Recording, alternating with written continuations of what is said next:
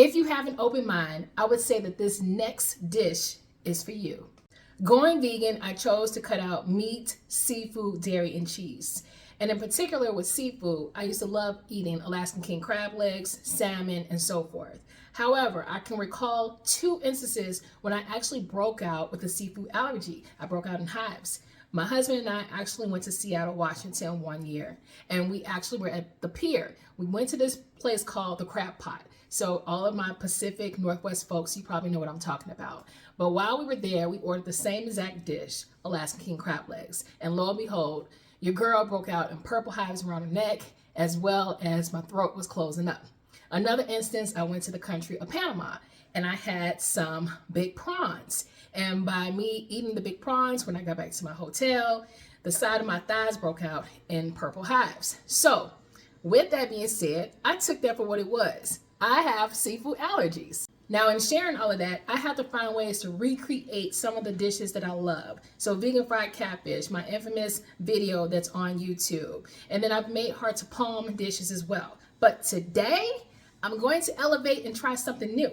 So if you have an open mind again, this dish is for you. All right, so can we guess what this is? This is a papaya. So with that being said, I'm going to show you my version of how to make papaya salmon. Yes, you all. I'm not going to say it's going to taste like salmon. I'm going to say that it's going to taste like papaya, a hint of papaya, but also a hint of fish. My husband and I tested this out, and we were actually pleasantly surprised. So stay tuned as this dish comes together. All right, lovely, so let's get into it. So I went ahead and actually cut out my papaya. And if you want to see how I did that, I'm more than likely going to feature it in a YouTube short as well as TikTok video. So this is what my papaya looks like. So I decided to reinvent this as papaya salmon because it takes on the color as salmon, as you can see. So once again, look at the video to see how I cut it up. This is what we're going to do. I'm going to take some vegan butter that I went ahead and microwaved. Just pour it over the papaya.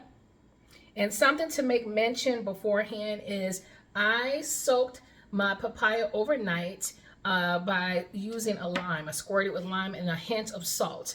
So I'm going to put the instructions in the description box. So now we have our butter. Up next, I'm going to take a lemon right here. I'm going to put it inside of my lemon squisher. I forgot what you guys call this, but I'm going to take it and just pour it so I can get some lemon juice that I'm making a hot mess all over. There we go. All right. So we got that nice lemon taste like we would if we were seasoning actual salmon. So far, vegan butter and lemon. Next, I'm going to take some Notofuki seasoning here. This is what I use actually for my chickpea untuna salad as well. I'm going to take that and I'm just going to simply pour it or just sprinkle it across my papaya so it can give like a hint of that fishy taste that we're looking for. And I'm going to kind of douse it because I want it to taste as close to fish as possible. That's a nice healthy size of seasoning, okay? Followed by some dill weed. You can't have salmon without the dill, you all. So I'm going to take that and just pour it in. Hopefully you can see me doing that. And it smells lemony and dilly and fishy at the same time. I don't have any real measurements, but I will try to guesstimate and put it in the description box for you all. I'm just simply going off of feel as I do time from time. And other times I do use measurements. All right, that's enough dill. Gonna put some black pepper.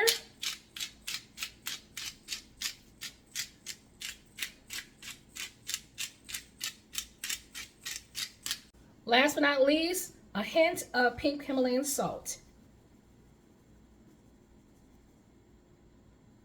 Okay, so I'm going to take my tongs here and I'm just going to simply mix the seasoning into the papaya.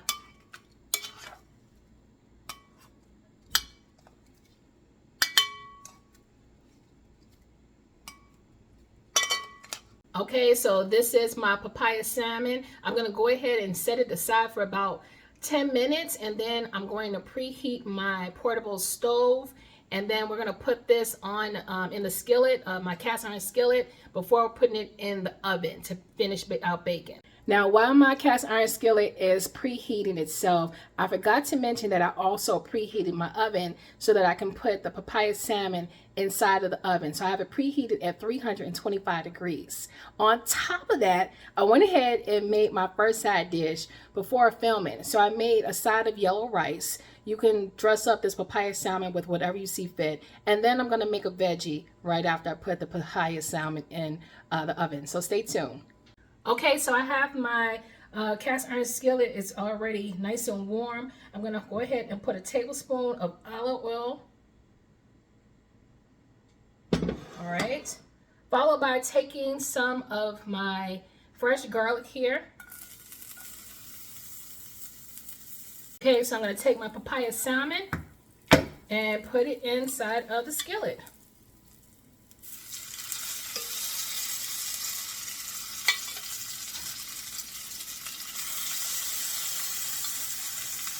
And it smells amazing.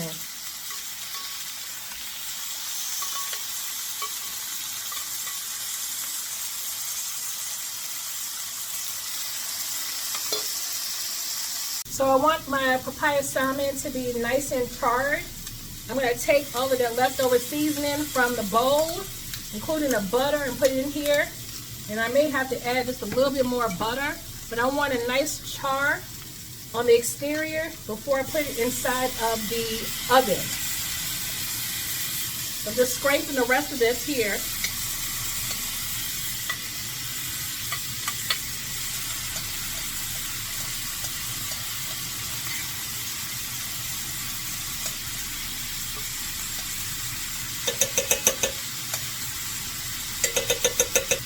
Put some extra butter in here. There we go.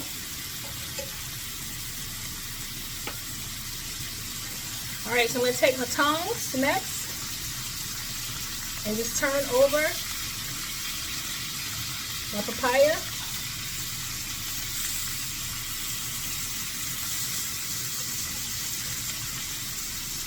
Again, we're not going to cook it all the way through. I'm going to turn it down just a little bit. We're not going to cook it all the way through. I'm going to put it in the oven. But I just want to be able to char and get that outside exterior. And before I turn it on the other side, I just want to make sure that my papaya salmon is going to get a nice char on both sides. So if I have to just simply tilt it.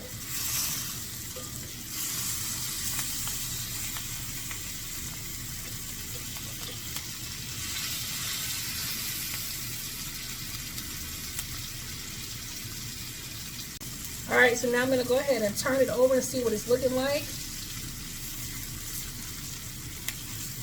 It has a char to it, which is how I like my salmon. Ooh, especially this piece. Y'all see this piece right here? Let me see if I can hold this up. Like that piece? Oh my goodness, that looks good, y'all. To me it does. I want that nice crispiness on the outside before I put it inside of the oven. Nice, nice, nice, nice. And it has a hint of that pinkish flesh color like salmon does. I'm not going to lift this up because this cast iron skillet is pretty hot, but you all should be able to see it, especially with the up close that I'm going to do. Alright, so I'm going to turn off my portable stove here, and I'm going to remove my salmon and put it onto a baking sheet, and I'm going to show you what I'm going to do next. Okay, so my papaya salmon is cooling off. I'm going to take me some roasted seaweed right here, and just like you would with regular salmon, I'm going to take the seaweed and I'm going to just cut a strip off and place it at the very bottom of my papaya salmon because I wanted to have that look and feel of salmon. Now, I didn't want to put it in the cast iron skillet because I didn't want it to like burn or whatever the case is, but I am going to put it in the oven. Okay, so So I got a sheet here. I just pull it out. Okay. All right, so I'm gonna simply just take this and I'm gonna make some strips, if you will. So I'm just guesstimating about the size of my papaya salmon. So I'm just gonna simply cut right straight through one piece here.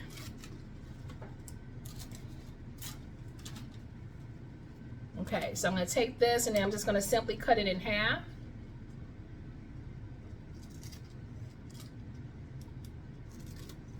Okay. I tell you, being vegan, sometimes you have to get creative. So I'm going to take the first piece of my papaya salmon and I'm going to simply turn it over. I've already I've already sprayed down some vegetable spray on my aluminum foil. You probably can't see it, but it's on there. I'm going to take this. There's enough moisture where it should actually stick. And, oh, it's nice and hot and warm. Okay. And then I'm going to take it. Looks like sushi. Trust me, y'all. That's coming soon, too. All right. So that is what I have right there for my salmon. The piece is a little bit larger, but I don't mind it being a little bit larger because I like roasted seaweed. I'm going to take another piece of papaya salmon. Look at the color, you all. It's so pretty. And I'm going to just repeat the process. I'm going to turn it over right where I have my vegetable oil spray. Place this over here, the roasted salmon. And then I'm going to do a switch and turn it over so it can cook in two. And I just realized something, y'all. I could have just simply put my little piece of roasted seaweed down and just place it on top. I was doing too much. Don't do what I did. I don't know why it just dawned on me like, Nick, all you had to do was just simply put your little pieces of roasted seaweed on the baking sheet and place your salmon on top. It's still gonna stick regardless when it get inside of the oven. Okay, y'all, I don't know where my other cooking glove is, but this is what I have so far. This is my papaya salmon with the roasted seaweed at the bottom of it. I'm just going in the oven. I'm going to leave it at 325 and I'm going to go ahead and just let it cook for about 25 minutes and we'll see where it actually lands and go from there.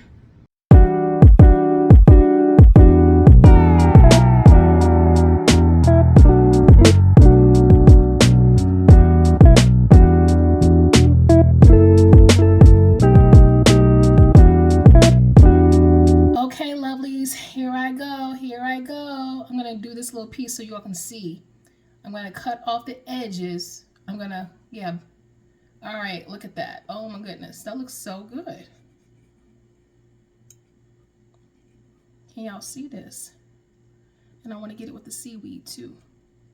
I know I need probably a knife. Oh, I'm going to leave that right there because I don't want to come off right now. Okay, I want y'all to see the inside of what it looks like.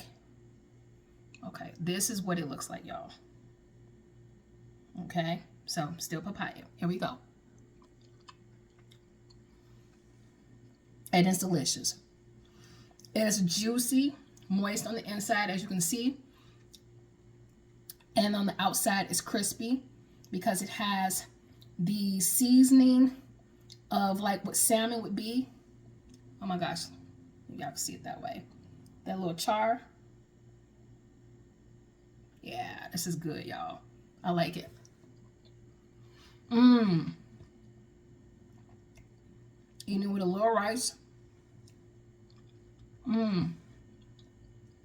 It's delicious. Something about cooked fruit that just, it's on a whole nother level to me. Sauteed spinach is good. I know the broccolini is good because I actually season it the same way as I did with my sauteed spinach, which was vegan butter, fresh garlic, lemon juice, and then pinch of salt and pepper, black pepper. But because of the stems, I don't want it to get messy. And so this is it, y'all. Yeah. Now I can eat these little cherry tomatoes. Go figure.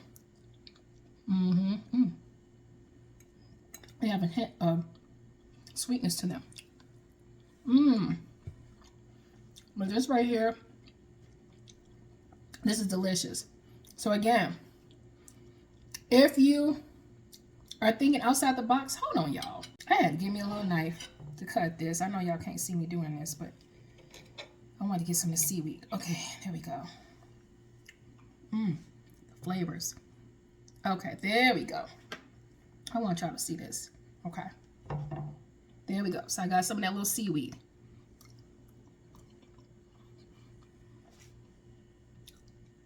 This is delicious. So, what I was going to say is, if you are thinking outside the box, you're open to thinking outside the box, taking your fruit and season it like you would for salmon, you might just like this dish. It's delicious to me, y'all.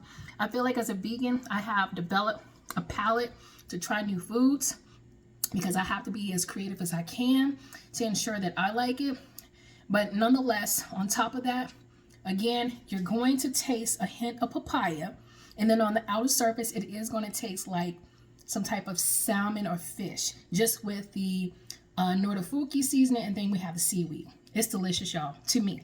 So if you make this dish, let me know what you think in the comments. Be open-minded, you all. I hope you have enjoyed this lovely episode of Nikki's version of papaya salmon. Until then, I shall talk to you lovely people in the next episode. Y'all take care. Be blessed. Be nice out there. Stay safe. Talk to you later. Bye.